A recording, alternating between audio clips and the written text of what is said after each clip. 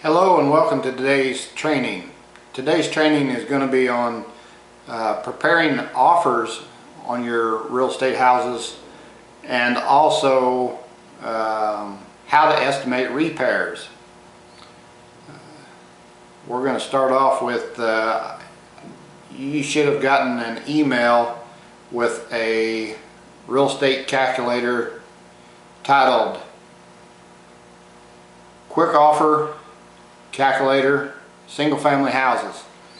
On that form there's only two things that you really need to know, and they are highlighted in yellow, and them are the two that you want to change on that form. It's an Excel spreadsheet. You need to know what the ARV is. What are you going to be able to resell it once you fix it up? You also need to know how much in repairs the property is going to need, which you can get a real good estimate when you walk through the house. I've also got on there what the asking price is, but it really doesn't matter what the seller is asking for the house. It's how much can you pay for it after you run the numbers. The numbers will tell you what you can pay for it. So if you're looking at the spreadsheet that I sent you, on this particular case the ARV is $85,000. You take 70% loan to value, times that times 70% loan to value, you come out with $59,500 total that you can offer at this point. Then you have to minus the repairs. In this example that you're looking at now, it says $20,000 in rehab and repairs. So that brings you down to an offer of $39,500, but you still got to take off your holding costs for when your buying costs and your holding costs while you are rehabbing it. The typical rehab is about 6 months. Actually, the typical rehab and resell is a 6-month period. You want to allow yourself at least 6 months. And them costs generally run about 3% of the after repair value, the ARV. In this scenario on your spreadsheet, it figures out to $1,185 for your holding costs. Then you would also take off your resale cost if you use a realtor to resell your property, and that is typically 6% across the United States, which will bring you down to your maximum allowable offer, or MAO. Your MAO is now on an $85,000 house, $33,215. Naturally, you don't want to start at your MAO. You want to start $2,000 or $3,000 or $4,000 below your MAO to give you a little bit of room for negotiations. With that calculator, looking at the bottom line down there, your profits are going to be $25,500. That's because you're going to resell the property at $85,000, and your acquisition and holding cost and your resale cost comes to $59,500, leaving you for your pocket, hip pocket National Bank, HPN, $25,500. Not too bad on one flip. On the other side of that paper, you'll see estimated repair costs. These are just average costs. Some of these figures will be higher, some will be less, depending on the property and how much needs to be done to them. Typically, when you do a rehab, you always want to rebuild the kitchen and rebuild the bath. Kitchens and bathrooms is what sells houses.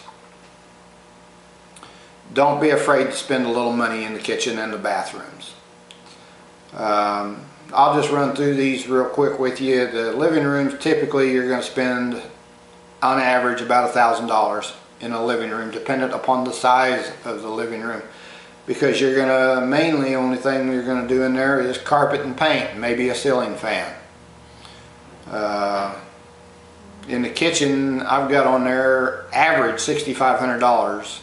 You want to put in nice countertops, new appliances. The ladies seem to like the stainless appliances the best, but you don't always have to go with stainless, depending upon the neighborhood, of course, as to what kind of countertops, cabinets, and appliances you put in it. Myself, I always like to put 18-inch ceramic tile on the floor in the kitchens and the bathrooms and down the hallways. In the living rooms, I like to either put carpet or a nice hardwood floor. In the bedrooms, I typically like to put carpet in there because it's pretty nice to wake up on a cold morning and feel the warm carpet underneath your feet. In the bathroom, it's got on there $2,500. That may be a little high. You can buy a bathtub for $100. You can buy a toilet for $100. You can buy a sink, a vanity, and a counter cabinet for $300–400. So you got $400, $500, $600. You got $600 in new accessories in the bathroom. Of course, you would have the cost of demoing the bathroom and then putting up new green board in the bathroom. You've also got to put in a new shower head. That's $100. You know, $2,500 is not unreasonable for a new bathroom. Then it goes on to the bedrooms. You know, you're gonna find in most of your cases, you're just gonna either refinish a nice hardwood floor in the bathrooms, or you are going to put carpet in there and paint the walls. Maybe a ceiling fan as well. And then we go on down here to the exterior of the house. You know, I've got $5,000 in there on average. If you're going to paint the house or put vinyl siding on it.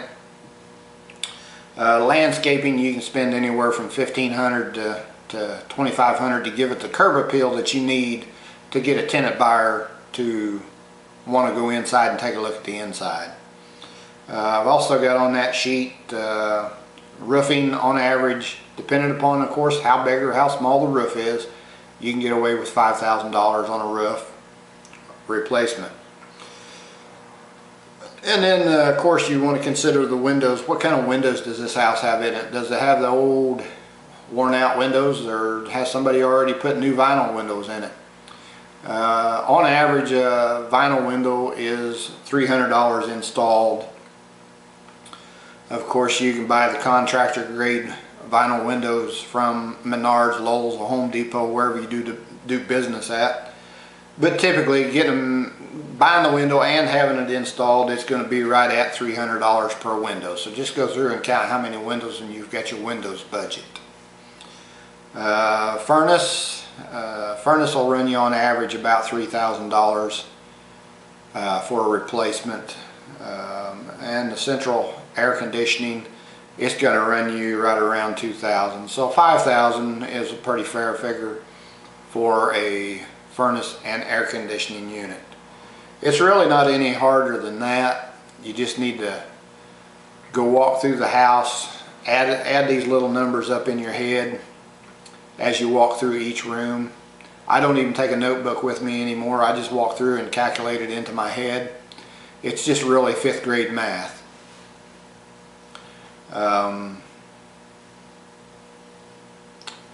I would like to get into the 21st century myself and get a tablet or something and put this spreadsheet on the tablet so that I could enter them 2 numbers and while we're standing in the kitchen with the realtor, and make an offer on every property that she takes us and we see.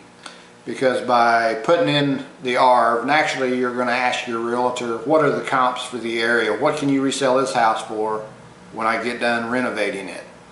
And they're going to give you their assessment of what they can resell the property for.